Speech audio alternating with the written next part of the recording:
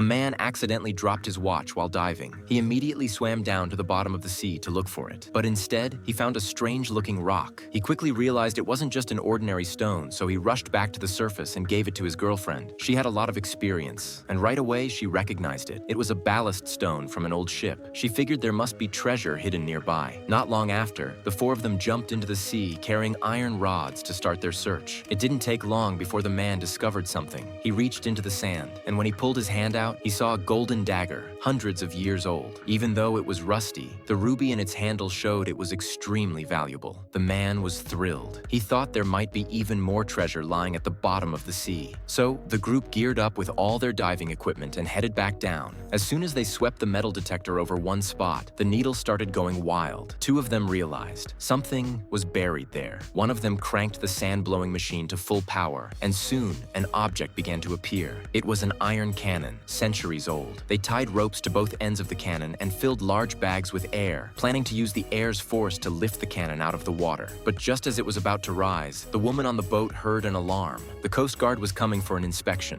At the same time, the three divers underwater also noticed signs of the Coast Guard approaching. If the guards found out they were pulling up treasure, they'd definitely take everything. As the airbags were almost lifting the cannon, the man told his partner to release a bit of air, just enough to keep the cannon underwater. But his partner accidentally opened all the valves. The cannon dropped fast, and the rope wrapped around his arm. The cannon slammed down, crushing his arm. Seeing this, the man swam to him as fast as he could, but the cannon was far too heavy. He couldn't lift it. They were running out of oxygen. Then, the man used the last bit of air to inflate the bags again. With all his strength, he managed to raise the cannon and saved his friend. Shortly after, the three of them returned to the boat. Luckily, the Coast Guard captain happened to be a friend of the girlfriend. After a few questions, the guards left. The group didn't give up. When they dove back to the bottom of the sea, they saw a plane.